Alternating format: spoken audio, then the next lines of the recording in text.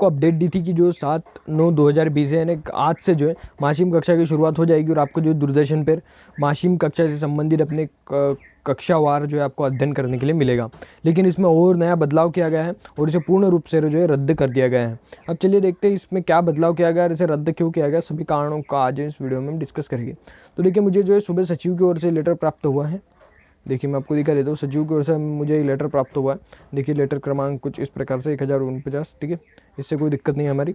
तो देखिए, प्रति निर्देशक मध्य प्रदेश दूरदर्शन केंद्र भोपाल, ठीक है, दूरदर्शन में माध्यम माशिम कक्षा प्रसारण हेतु करने हेतु व्याप्त, ठीक है। चलिए, हम इसे लेटर की महत्वपूर्ण दिखते हैं कि कृपया दिनांक 7/9/2020 से आगामी दिनांक तक, ठीक है, मतलब 7/9/2020 जो आज की दिनांक है, तो आने वाली जो दिनांक है माशिम कक्षा का जो प्रसारण सुबह 7 से 10 बजे तक किया जाना था, उक्त प्रसारण को निरस्त किया जाता है। ठीक है, मतलब वो जो प्रसारण किया जाना था उसको निरस्त कर दिया जाता है, अतः उक्त माशिम कक्षा का प्रसारण 7/9 से अब नहीं किया जाएगा।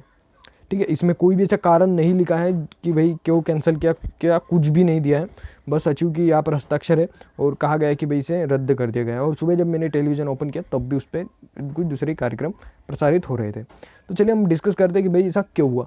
तो देखिए दोस्तों, जो मध्य प्रदेश बोर्ड की जो नीतियाँ चल रही है वो मुझे लग रहा है कि सही नहीं चल रही है। जो मध्य प्रदेश बोर्ड जो जिस प्रकार के फैसले तय कर रही है, जिस प्रकार के कानून, जिस प्रकार के नियम बनाए जा रहे हैं, मुझे नहीं लगता कि उनका सही तरीके से पालन हो रहा है या कुछ भी हो रहा है।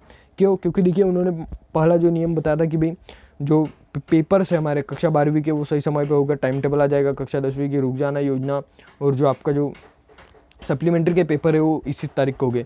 लेकिन उसमें भी कुछ बदलाव किया जा रहा है, उसमें किसी के नहीं हो रहे, किसी के हो रहे हैं, तो किसी की तारीख बदल दी गई है और बहुत प्रकार के चेंजेस जो है आ रहे हैं। उसके बाद हम दूसरे अपडेट की बात करते हैं। उन्होंने कहा था कि 1 तारीख से जो है मध्य प्रदेश में नई शिक्षा नीति लागू कर देगी और सभी का जो है मासिम ऐप पर लॉगिन हो जाएगा और बहुत धूम धड़ाके से पढ़ाई जो है शुरू हो जाएगी और हम अव्वल पहुंच जाएंगे, सभी बच्चे जो आराम से पढ़ेंगे। लेकिन आज आपको पता है 7 तारीख पहुंच गई, ठीक है। मासिम ऐप पर लॉगिन तो छोड़ो, उसको बच्चों ने बहुत प्रयास किया उसमें लॉगिन करने के। मुझे कुछ लोगों को कमेंट आए कि सर हमने उसमें लॉगिन करने का प्रयास किया, हमारा OTP आ रहा है, सक्सेसफुल नहीं हो रहा है, किसी का OTP नहीं आ रहा है और बहुत सारी दिक्कतें आ रही है। अब इसके बदले में क्या हुआ, कल जो है एक अधिकारी थे, ठीक है, अब नाम तो नहीं लेना चाहूँगा मैं उनका, तो उन्होंने कहा कि भाई मैं इसका निवारण करूँगा और जो है दूरदर्शन पर आकर जो उसके स्पीच दूंगा। अब आपको पता है कि मासिम ऐप पे किस किस प्रकार की दिक्कतें आ रही है, तो वो क्या कोई भी व्यक्ति इसके बारे में सॉल्यूशन सही तरीके से नहीं बता सकता। इसलिए कल रात को भी मुझे पता चला कि भाई अधिकारी भाषण देने वाले, तो मैंने मेरे अपने चैनल पर पोस्ट अपडेट कर दी कि भाई आप रात को तैयार रहे, आपके सभी क्वेश्चन के आंसर आपको मिलने वाले हैं।